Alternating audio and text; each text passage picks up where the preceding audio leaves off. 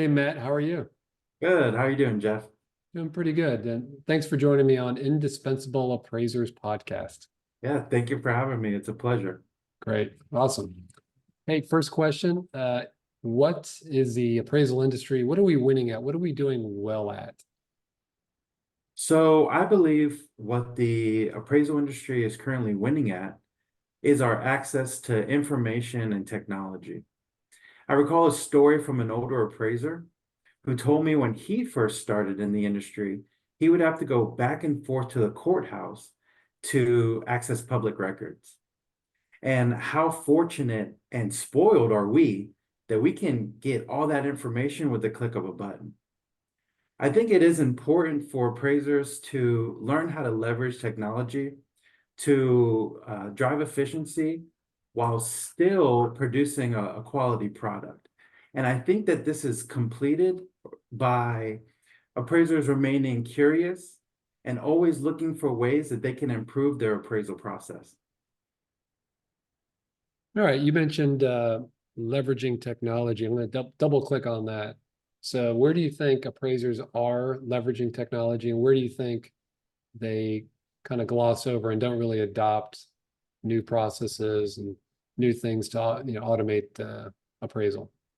Yeah, I think like writing software that Datacomp provides as well.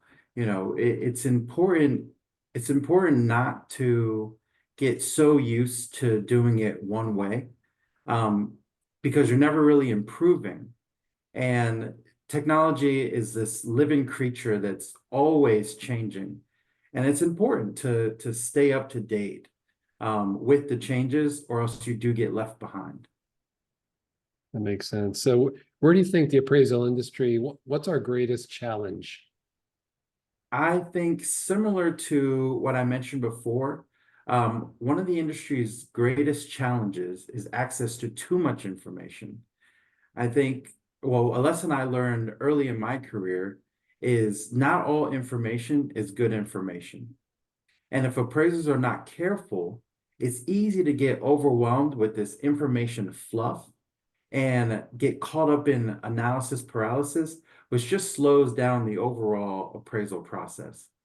Um, it's in, it's important now more than ever for appraisers to keep a pulse on what's happening in the marketplace. And a way that we can combat this challenge is by continuing to interview market participants so that we get a full understanding of how the market's reacting to the social, economic, and governmental influences to the market. And in full disclosure, I used to supervise you as an appraiser. Right. So hopefully that wasn't the older appraiser story that you referenced. No. You said there's too much information fluff. Are you talking about really writing an appraisal with a reader in mind, like tying the subject property to the market as opposed to just pages and pages of generic information?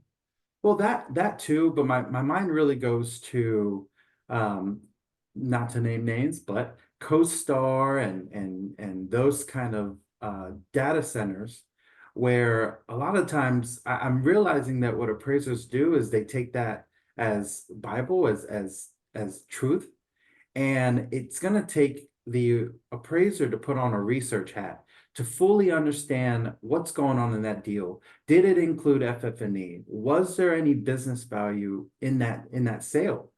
And if you're not looking for that information, the numbers won't make sense. Hence the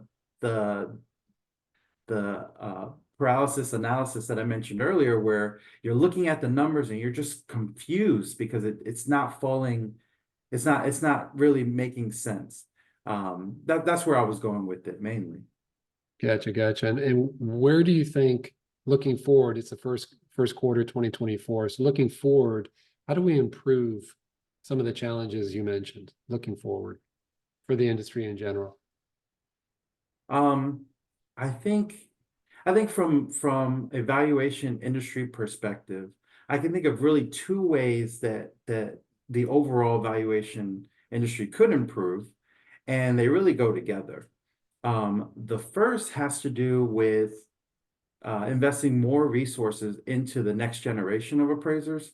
I remember when I was in college, I didn't really know much about the appraisal career, let alone how important appraisers are to the overall real estate industry. And I believe the Appraisal Foundation could do a better job and a more active role in college programs to not only give that information to people, to the next generation, but also help recruit the next generation of appraisers. My second suggestion has to do with social media. I think that social media is that technology tool where a lot of people not only give information, but they receive their information. And if the Appraisal Foundation utilize social media better, not only will it help the next generation of people that are looking for a career in real property valuation, but also assist senior appraisers keep up to date with what's going on in the marketplace and just the overall industry trends that are happening. Okay, great. Thank you for that. So you're a new-ish appraiser. How long have you been appraising commercial property? So I've been appraising commercial properties for about 4 years now. Okay, Doesn't great. feel So, like that.